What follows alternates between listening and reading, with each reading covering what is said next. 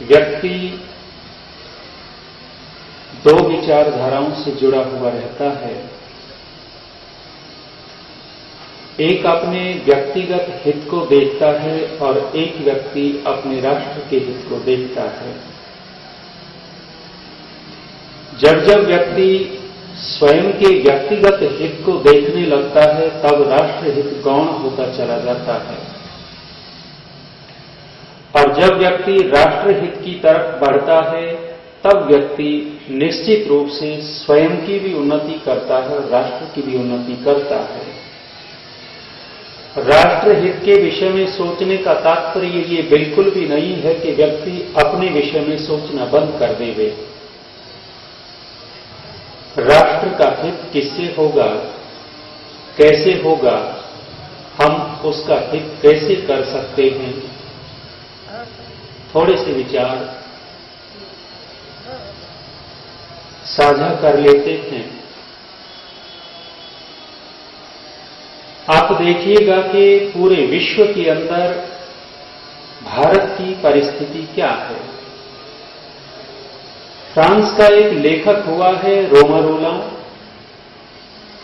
Romain Rolland जब इस भारत देश में आया था और भारत देश में आया तो उन्होंने एक किताब लिखनी शुरू की थी।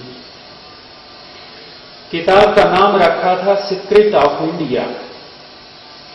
सीक्रेट ऑफ इंडिया, उस किताब के अंदर वो रामकृष्ण परमहंस की जीवनी लिख रहे थे। जीवनी लिख रहे थे तो उन्होंने उस समय भारत भ्रमण किया था और भारत भ्रमण करने के बाद उस सीक्रेट ऑफ इंडिया की भूमिका में लिखते हैं, कह रहे हैं कि पूरे विश्व के अंदर अनेक देशों में जाना हुआ है, अनेक देश देखे हैं, लेकिन कह रहे हैं कि मैंने भारत जैसा देश नहीं देखा। भारत देश जैसी विशेषताएं अन्य किसी देश में नहीं देखी, भारत जैसी जलवायु अन्य किसी देश में नहीं देखी। भारत की प्रशंसा करते चले गए। विदेशी लोग इस देश से प्रभावित हुए हैं, इस देश की संस्कृति से प्रभावित हुए हैं, लेकिन हम कहां खड़े हैं वर्तमान की परिस्थिति को देख करके चलिए। साथियों, जब महाभारत का युद्ध हुआ उसके बीच का काल हुआ है और उससे पहले का काल आप देखिएगा कि भारत की स्थिति क्या थी। हिमालय की चोटी के ऊपर खड़े होकर के महर्षि मनु घोषणा किया करते थे, एतद् देश प्रसूतस्य सकाशादग्र जन्मनः स्वं स्वं चरित्रं शिक्षेरं पृथिव्याम सर्वमानवाः। महर्षि मनु कहते थे कि पूरे विश्व के लोग इस भारत देश में शिक्षा प्राप्त करने के लिए आते हैं, इस देश में अपने चरित्र को सुधारने के लिए आते हैं। ये देश इतना शिरोमणि था, ऊपर था, क्यों था?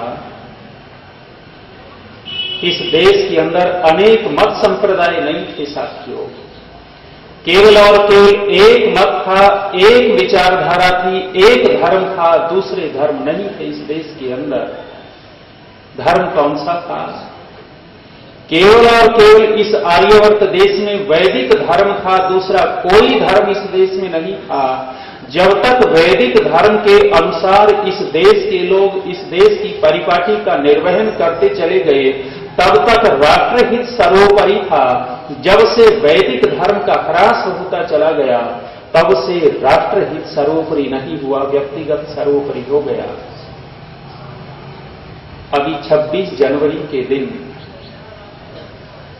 लाल किले पर सलामी हुई, दी गई, और जब झंडा फहराया गया है, झंडे को सलामी दी जा रही है, सलामी दी जा रही है। यदि आपने फोटो देखा हो, राष्ट्रपति का हाथ ऊपर है, प्रधानमंत्री का हाथ ऊपर है, नॉर्वे ऑफिसर है उनके हाथ ऊपर हैं, लेकिन उपराष्ट्रपति हामिद अंसारी सीधे खड़े हैं, हाथ ऊपर नहीं गया।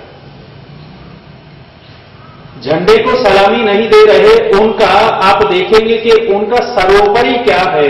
उन्होंने अपने मत संप्रदाय की मान्यता को सर्वोपरि माना है, उन्होंने देश राष्ट्र की मान्यता को सर्वोपरि नहीं माना।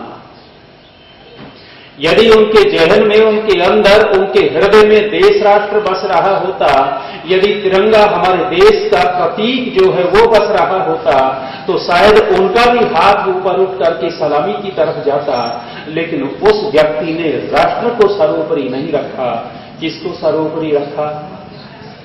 अपने मत संप्रदाय को सर्वोपरि रखा है।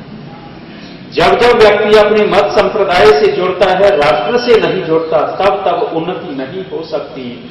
साथियों, राष्ट्र की उन्नति हो सकती है तो एक विचारधारा करनी पड़ेगी। वैदिक धर्म के बिना, वैदिक मार्ग के बिना नहीं राष्ट्र की उन्नति